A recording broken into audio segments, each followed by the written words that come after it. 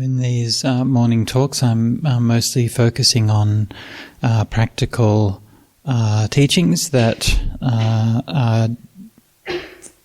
the fundamental teachings for meditation in Buddhism. We began by talking about mindfulness and contentment, situational awareness, and then we moved on to discussing the 5 hindrances, and we've talked about each of these hindrances and ways of dealing with them and overcoming them in our practice. Now for the remainder of these talks, then I would like to focus on another group of teachings, which is the 5 Indriyas, or 5 spiritual faculties. And these have come up a couple of times in the retreat so far. I've already referred to them a few times. We've already heard I spoke about the idea of the Indriya, the idea of a spiritual faculty as being a potential that one has that becomes supercharged through one's spiritual practice. And we talked yesterday. We saw how was it yesterday? No, the day before yesterday. We saw how these faculties were originally inherited from the teachers that the Buddha had before he was enlightened. So the 5 spiritual faculties are, can anyone tell me? Faith. Energy or effort? Yes, good. Mindfulness. Yes, but no. But yes, samadhi, thank you. And? Devotion. That's faith. And? Wisdom. Okay, very good. Okay, so faith, energy, mindfulness, samadhi, and wisdom. So I'm going to just talk a little bit about each one of these. And faith, to begin with, because actually we only have a few days left on the retreat. I don't have enough time to talk about all of these in as much detail as we should, but anyway. So faith is the starting point of our practice. And faith in Buddhism has both an emotional and a cognitive component. So it both means both an inner sense of almost like a delight or a joy, like it has this positive emotional connotation. But it's a positive emotional connotation that's actually connected with some meaningful content. And the first thing that gives rise to faith in Buddhism is suffering.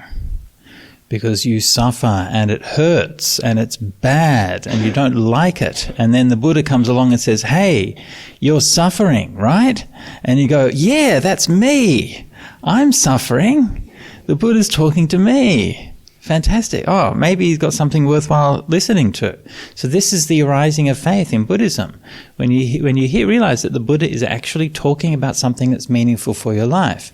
And he's not coming along and trying to convert you or make you belong to his doctrine or anything like that. He's trying to help you understand the suffering in your life so that you can let go of it. And that's the basis of faith in Buddhism. And the Buddha was very clear that the faith that he's talking about is a reasoned faith. That means a faith which is based on experience and a faith which is tested. So in Buddhism and in Eastern religions and Eastern philosophies generally, we don't have the dichotomy between faith and reason, which you find in Western philosophy. And I think one of the things which I find quite disappointing is that in certain forms of modern Buddhism and modern Buddhist practice, that they don't seem to realize this. And so rather than realizing, actually Buddhism and the Buddhist teachings, and again, just to reiterate, it's not just Buddhism, it's actually common to Jainism, Hinduism, even Taoism, have similar ideas, that there isn't the divide between faith and reason, which is so characteristic of Western philosophy. And so, unfortunately, some people in the West don't seem to realize this, and so they re-import this Western division into Buddhism and adopt a sort of hypercritical, hyper-rational approach to Buddhism, rather than using Buddhism to heal that split, which never should have been there in the first place. There is no split between faith and reason. A scientist who does an experiment does it out of faith, and a scientist must take countless things on faith. They have to believe that the world is real. They have to believe that the science that they learnt at school is more or less true. They have to believe that this experiment may tell them something interesting about the subject that they're looking at. They have to believe all of these different things that they've read in textbooks. And they have to believe all of these things. But the point is that it's a reasoned faith, because if they do the experiment and they find that something shows that one of their beliefs was in fact incorrect, then they can go back and correct that. Right? So it's not that they don't have faith, it's that they don't have absolute faith. That's what is the root of the problem. So in Buddhism, faith is exactly the same. We hear the Buddha teaching, we have a reasoned confidence in what the Buddha says, and we put it into practice. And if you come along and you meditate and you find that meditation just makes you feel bad and doesn't give you any peace, then fine, reject the Buddha's teachings. It's all right. You're not like a heretic for doing that. You tried? Good. You had the faith, you gave it a go. But I think most of us will find that if we put that application in, try out the Buddha's teachings and test them, we find actually there is something to it. We can't, of course, necessarily confirm everything immediately, right? Any more than a scientist can confirm everything immediately, right? They can confirm this one thing, okay? Then we go on to the next thing. We do the same thing. We put this into practice. We try to understand our own minds. We try to understand how all of this works. And we ask ourselves that one simple question. The faith of the Buddha is predicated on the idea that if we practice the Buddha's teachings, we can let go of suffering. And if we can let go of a little bit of suffering from following that teaching, then that's enough to confirm that and to give us faith in the Buddha's teaching, enough faith to take the next step. Yeah? This is faith. So the faith is a starting point. It's not an ending point. And in fact, in Buddhism, there's a number of dialogues that point to the fact that somebody who has experience doesn't need faith anymore.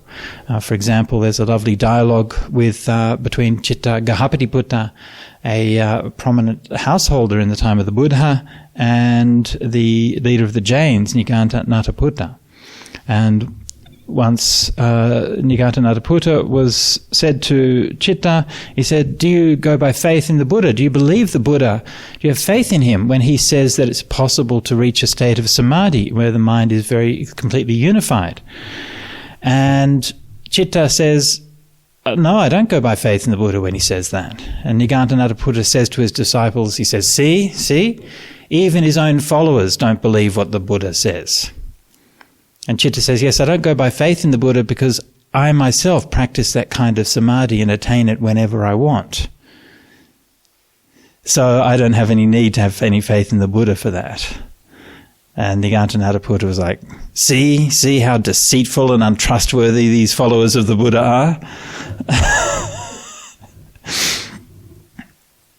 So this is the point. The point of Buddhism is that somebody who has perfected their faith in Buddhism, right, is a stream enterer because they've seen the Dhamma for themselves.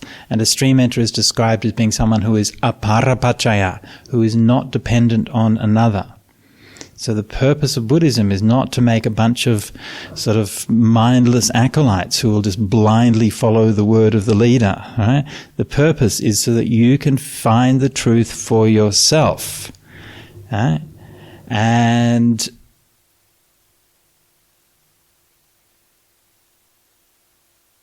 so, and as long as our path is leading us in that direction, then our faith is guiding us correctly.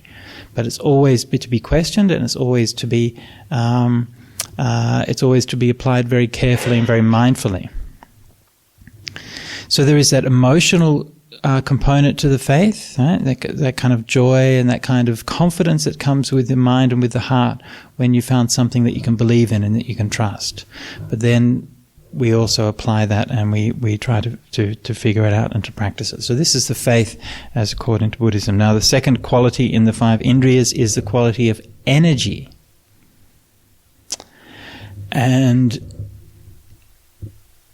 energy arises naturally from faith, right? Obviously, if we have some faith in what the Buddha's talking about, we're ready to put that into practice. We're ready to start doing it. And if we lose faith, then it's very hard for us to put any kind of effort into our practice.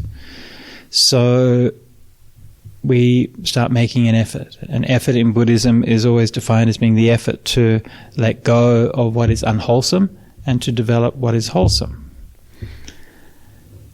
So coming here to do this meditation retreat, you're all putting in a lot of effort.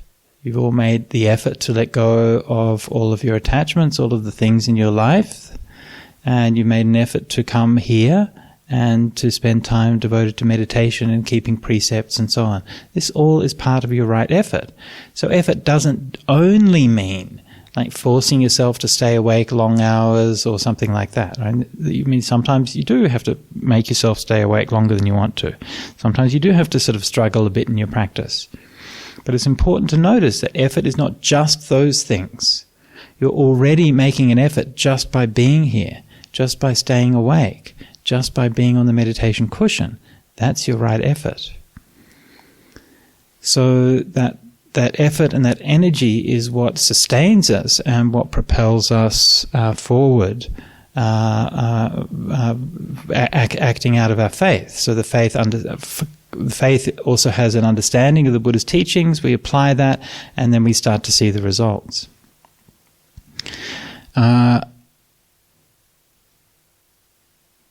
So faith and energy, and the next one of these qualities is mindfulness.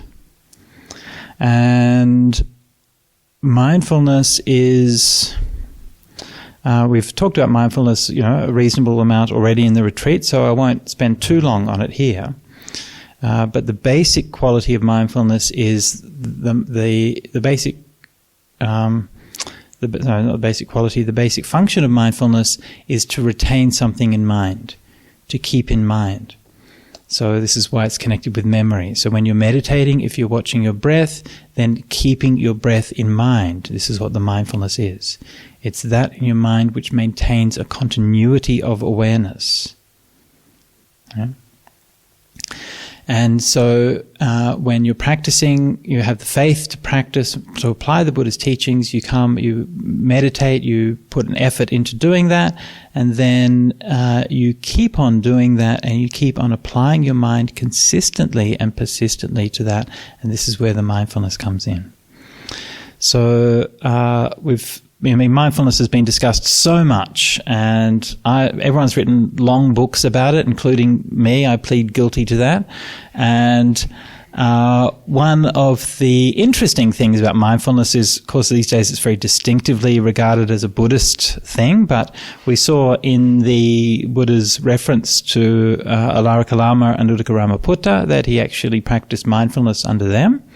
And we also, another account which we didn't look at, but the account of the Buddha's self-mortifications under the Jains, or in a Jain-like practice, that he also mentioned practicing mindfulness in that context as well.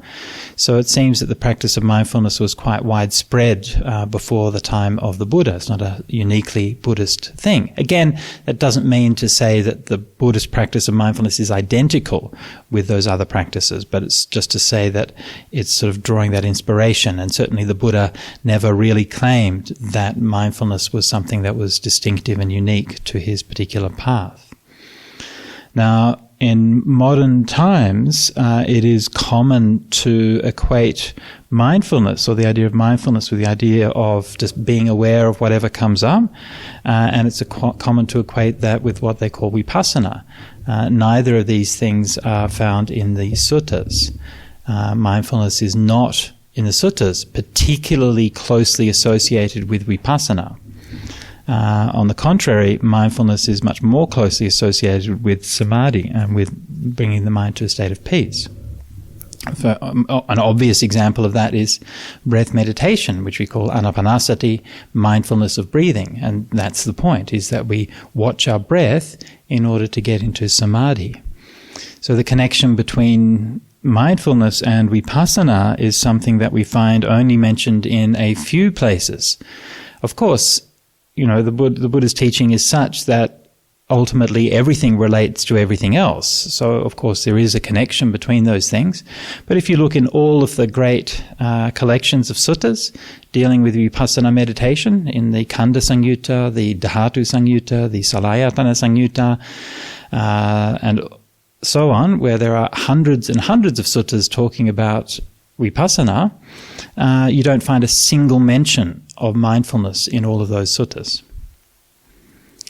So this is very much a modern phenomenon that certain modern teachers have, for various complicated historical reasons that I won't go into, have decided that mindfulness is essentially identical with vipassana. So again, if you're following the practices in those teachings, then that's fine. You can just, understand it as the way that they explain it, but it's important not to back-read those understandings into the suttas.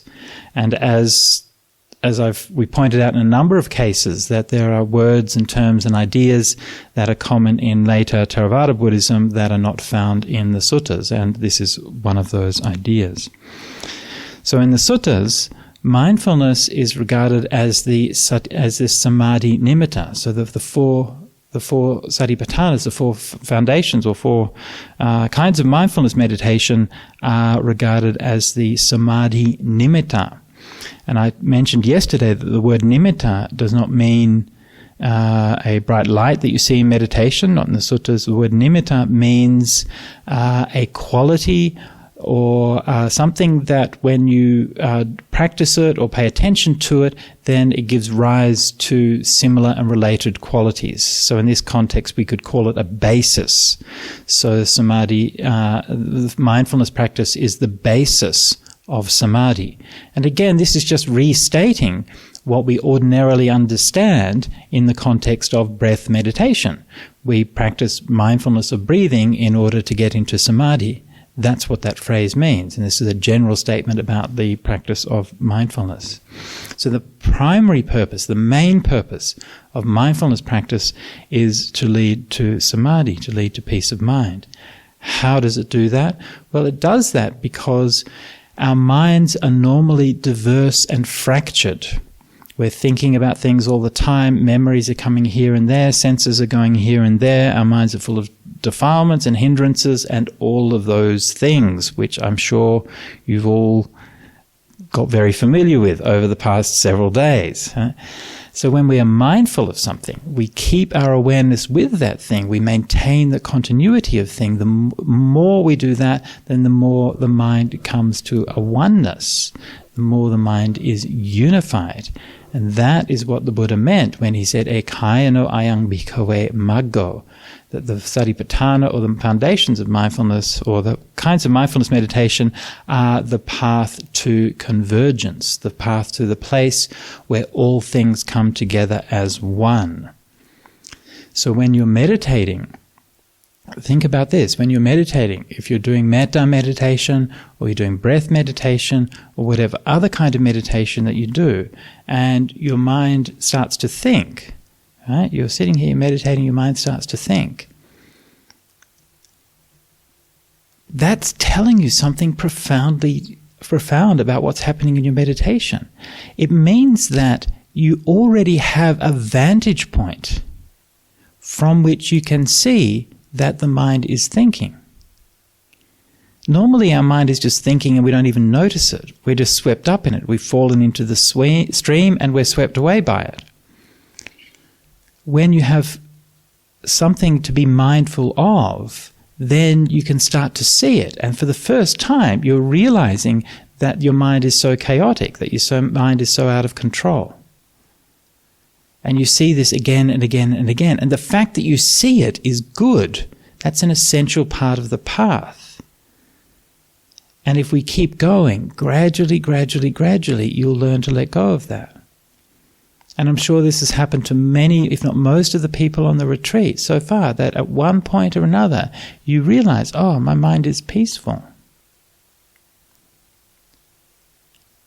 And that state of being peaceful is actually very close.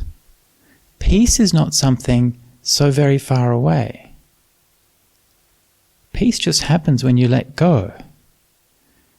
You can find peace right there, just while you're sitting there. You just stop. And if your awareness is focused, and you just know that one thing in the state of stillness, then everything is gone and you're mindful in the present. And then that's peace. It's not so very far away. So this is this practice of mindfulness, which is a foundation for developing samadhi. Which then brings us on to the fourth of these indriyas, which is samadhi or immersion. And I'll talk about that in a little bit more detail. But the idea of samadhi, again, I'll just discuss it fairly briefly now. I don't want to get too much into the technical details, but in the suttas we have a number of terms that refer to more or less the same kind of thing. The most important ones are samadhi, jhana, and also samatha. They basically mean the same kind of thing. Slight difference on emphasis is that samatha has more emphasis on the process. So samatha we usually translate as tranquility or serenity or calm, and that's more about the process and the sort of bit more general process leading to tranquility. Then we have the word samadhi, which is used for a profound state of immersion in meditation. And the word jhana, which in the suttas is usually used in a technical sense for 4 particular states of samadhi. Now, in all important doctrinal contexts, samadhi is defined as the 4 jhanas. So there are a few places where the word samadhi is used a little bit more broadly than that, but they are usually either in verses or in some slightly unusual contexts. So for the most part in the suttas, when they use the word samadhi, they just mean the same thing as the 4 jhanas. And I mentioned briefly last night that the words samadhi and jhanas actually have similar meanings or similar senses, in that they both convey 2 senses. One is of a state of mind that's still and peaceful, and then the other one is of something burning or illuminated. So they both convey these 2 kind of senses. So in the Brahmanical traditions, samadhi is considered to be the final state realized by a sage, and is felt to be the union of the self, the small Atman in here, with the divinity of the cosmos. It's very profound. And the Buddhist tradition has always agreed with that, and the Buddhist tradition has always said that the essential idea of what we're talking about as samadhi is the same thing that the Brahmins were talking about. We've never disputed that. The Buddha practiced samadhi under his former teachers. That's where he learnt those practices. As we have heard already, that he also experienced these states just purely naturally as a child, but the Buddhist tradition has always acknowledged that these practices were shared with the Brahmanical traditions. The difference is, of course, not the state of meditation, but the philosophy and the way of understanding it. So we don't understand that in a metaphysical way as being like a union with the divine, but we understand it in a purely psychological sense as being where certain mental states have been abandoned, namely the 5 hindrances, and certain other mental states have been developed, i.e. the positive factors that we're developing, like the 5 indriyas, or more specifically, the 5 jhana factors. So the state of samadhi or state of jhana is a state of peace that emerges from the practice of deep mindfulness. And samadhi is something which is very profound and very transformative. It happens when you let go, and it's characterized by unification. And I understand unification as having a number of different dimensions, all of which are intended and all of which are implied in this context. So samadhi means unification of mind in the sense of one consciousness. So when the Buddha talked about consciousness, he always talked about a multitude of consciousnesses. Eye consciousness, ear consciousness, nose consciousness, tongue consciousness, body consciousness, mind consciousness. Obviously, if there are many consciousnesses, then it's not unified. So there's one consciousness, which is mind consciousness only. So this is the first aspect of unification in samadhi. Second aspect of unification in samadhi is that unification means that mind is aware. It's not only just mind consciousness, but it's also mind consciousness which is aware of one thing only. So the mind is not aware of one thing and then another thing and then another thing. So this is not samadhi. So again, some modern teachers will sort of describe states that they call a state of samadhi where you're being mindful of one object after another. And this is not what samadhi means in the suttas. So samadhi means mind consciousness only. It means mind consciousness which is aware of one thing only. But it's not just unification in the sense of the unifying of those different kinds of consciousness. It's also unification in time. And this is critical to the whole idea of samadhi and why it works and why it functions as it does, both in the Buddhist path and also in its metaphysical interpretations. Time, according to Buddhism, is what we call an upadaya paññatti, is a derived concept.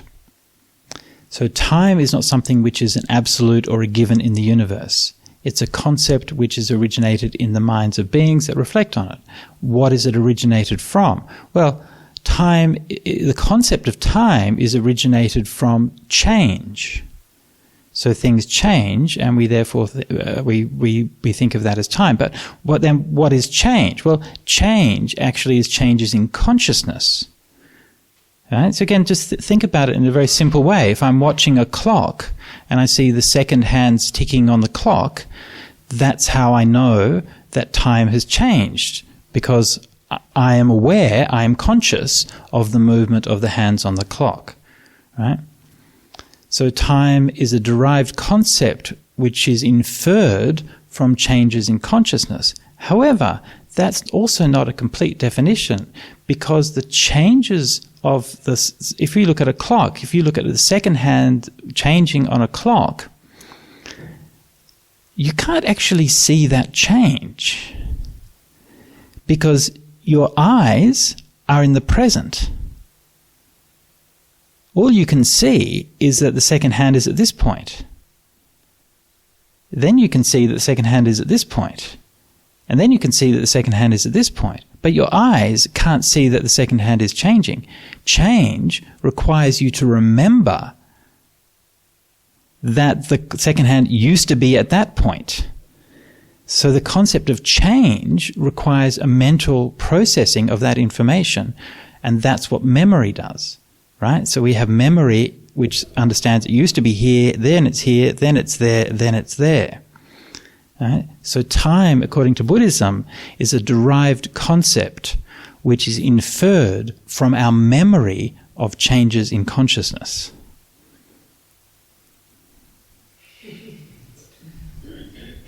Yeah? Would you say that anicca is also a concept? Absolutely, yeah. Yep. So anicca, because of that, anicca is something that can only ultimately be inferred. Yeah, it's not something you can directly invert. Impermanence is something that you can't actually directly observe. You can only observe actually how things are now. Of course, when we talk about memory in this context, we're not talking about memory in the sense of, do you remember what you had for breakfast this morning, right? You're talking about a much more immediate processing of things. But still, the idea of consciousness consciousness is not just sliced up in the present moment. Consciousness is actually built in a fuzzy way that organically knits together the past and the future, right? And so this is work that's not done by the eye, so you don't see it. It's done by the mind. So it's a concept which is originated in consciousness. So once again, time is a concept which is inferred from our memory of the changes of consciousness. Now, if you're in meditation, if you come back to samadhi, you're in deep meditation, your mind is not changing. Remember the last one, you just have one kind of consciousness, and that consciousness is only aware of one thing. So there's no change. So that means there's no time.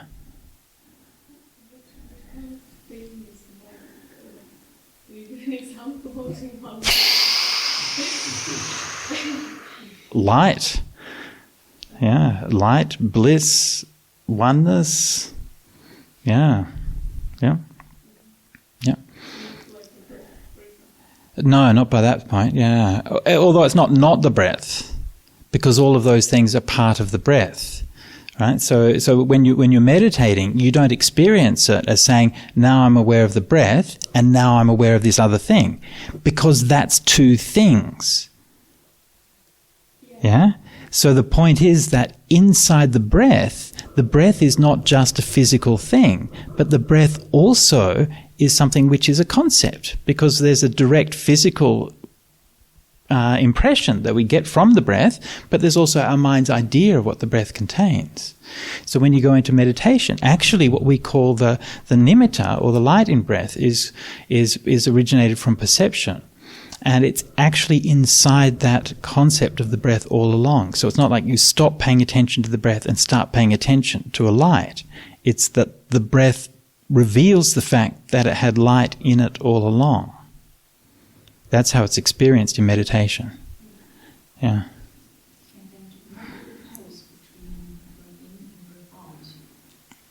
Sorry, which one? What is the pulse?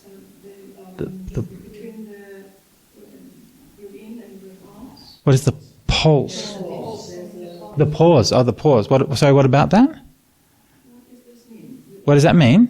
Yeah, in the meditation. What does it mean? Yeah, it is the present time. It is, what is it?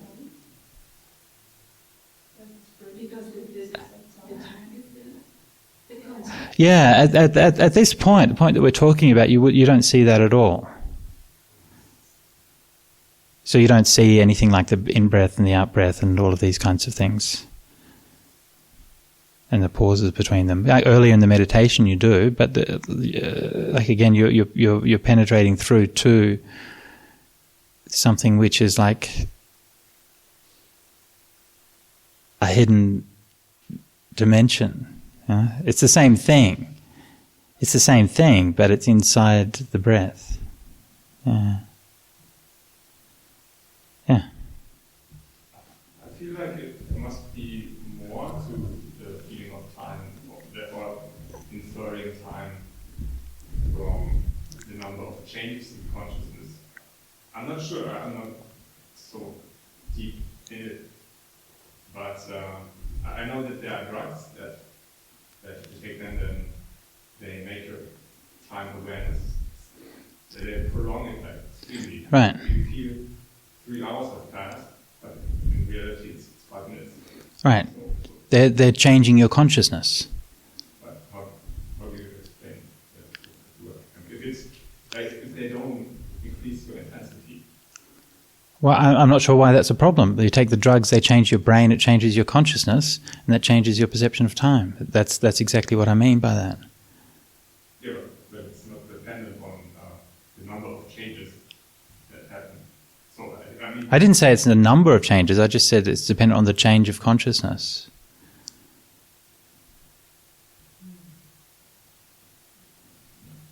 I don't know.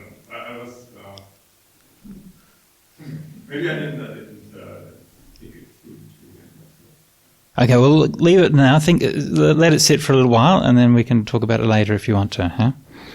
So just come back to the idea that I was getting to. So this is the idea of unification in time. So nothing is changing. And this is why when people have this experience, then they come out of the experience and they say, that was God. I've just become one with God. This is something which does not die. This lasts forever. Because in that experience, there's no such thing as time. And for the person in that experience has no idea how much time passes. Now, a person outside of that experience can look at them and can see. I mean, typically a samadhi experience, it's, you can't generalize about these things too much because they do vary, from person to person and experience to experience. But generally speaking, it will last for quite a long time. We already saw in the Upakilesa Sutta how the Buddha emphasized that he would practice these different states of samadhi all day or all night and day. And so these things typically, when the mind becomes very still in samadhi, then these states will last for a long period of time. So this is my understanding of what unification means and what oneness and samadhi means. So this is a profound state where the mind is free of all hindrances, free of all the senses. Right? So this is what it says at the beginning of the jhana formula. Vivicheva kamehi is free from the senses. Vivicha akusalehi dhammehi, free from unwholesome dhammas. And the mind goes into that very kind of deep state. I won't talk too much about the different kind of jhana states and so on right now, but just to give you a general idea of what the Buddha was talking about when he's talking about samadhi. What about space and samadhi? Can you be more specific? Can you... Right? Right. Right.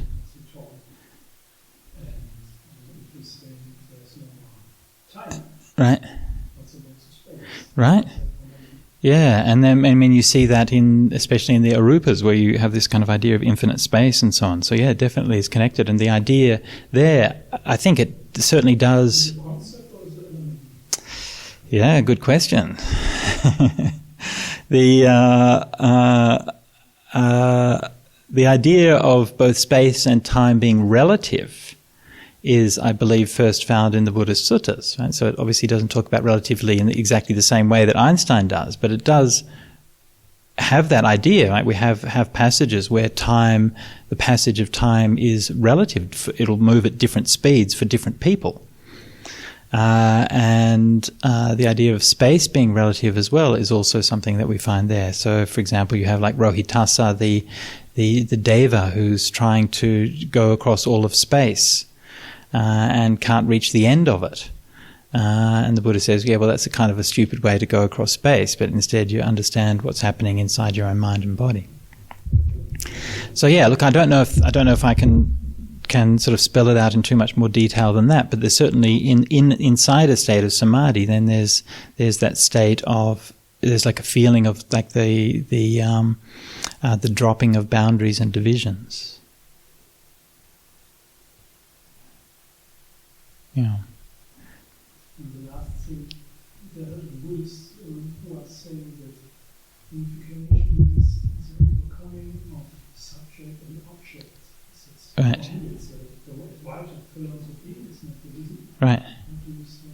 Well, I would say that from early Buddhist perspective is that there isn't that strong distinction between subject and object in the first place. So from a point of view of early Buddhism, that the primary reality, like philosophically, the primary reality in early Buddhism is not a subject, it's not an object, it's not a material world or an idealistic world. The primary reality is conditions, is dependent origination. And our primary reality in terms of our mind is our relation. It's all of this stuff. It's seeing things and hearing things and responding to them and having emotions and all of this mixed up kind of thing. That's our primary reality. And so from a Buddhist point of view, what we do is we start from that and we then draw out different aspects so we can understand what's going on. So we draw out distinctions between mind and matter. We draw out distinctions between subject and object, if you like. We draw out distinctions between past, present, and future. And these are all kind of ways of looking at and understanding that reality. But it's not like this is This is something which is derived, and these things are more fundamental. In fact, the fundamental thing, the primary thing, is this mess which we are confronted with. Yeah. Yep. Okay, so we've talked about 4 of the 5 Indriyas so far, and some of the topics that we've brought up we'll discuss more in the talks in the coming nights, but I just wanted to give a brief summary of those 4, and I'll talk about the wisdom faculty tomorrow. Okay. Why? Why? Because I'm hoping that I've kind of blown your minds just a little bit. And I'm wanting you to sit with that for a while. Am I right? No? Maybe not? Okay, maybe not. All right. So you can sit with that for a while, and then we'll talk about wisdom tomorrow.